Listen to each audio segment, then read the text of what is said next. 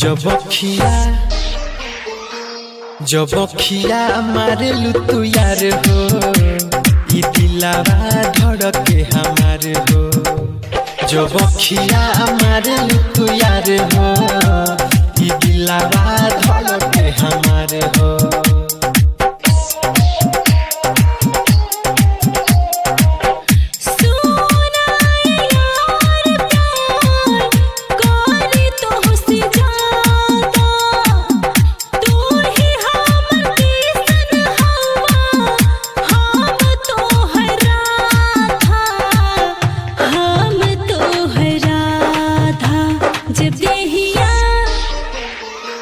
जब देहिया छुएला तू यार हो, ई दिलवा धड़के हमार हो। जब देहिया छुएला तू यार हो, ई दिलवा धड़के हमार हो।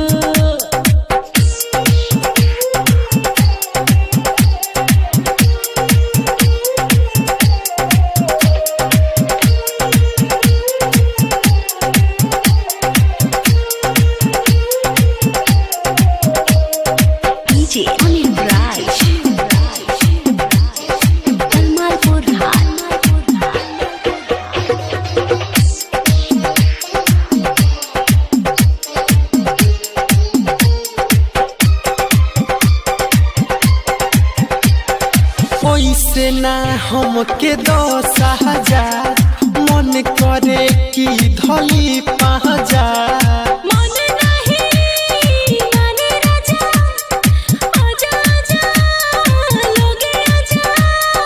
धक से धड़के लाई धड़कन, दीवाना हो गइल बा मन। तोहरा से लागल बा मन, तू ही हवा मोर साजन। कहीं हम के तना बार हो, जिंदगिया में लइलू बाहर हो। जब अखिया मारेलू तू यार हो, ई दिलावा धड़के हमार हो।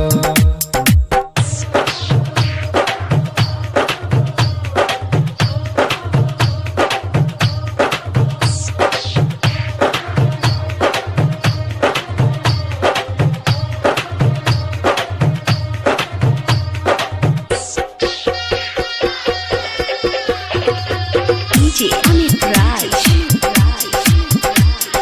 कलमालपुर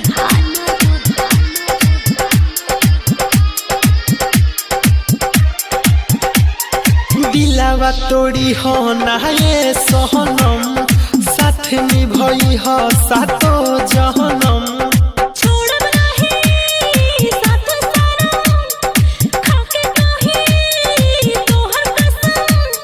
सुनो ये रानी का भइल, आँख से नींद दिल से चैन गइल।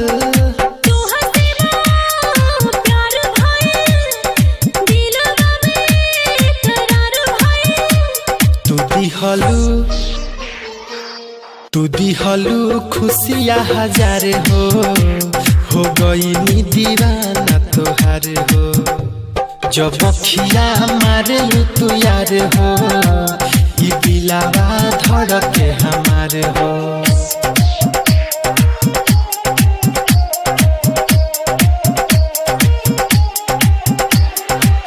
अमित राज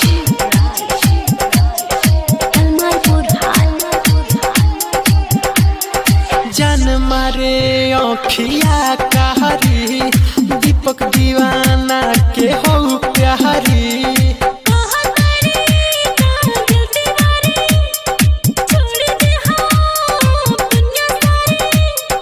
चाहे दुनिया प्यार तूरी हो, प्यार कोइल ना हो कसूरी हो।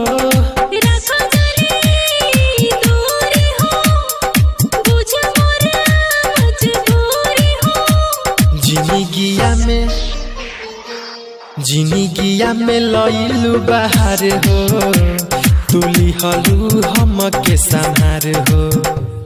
जब अखिया मारेलू तू यार हो, ई दिलावा धड़के हमार हो।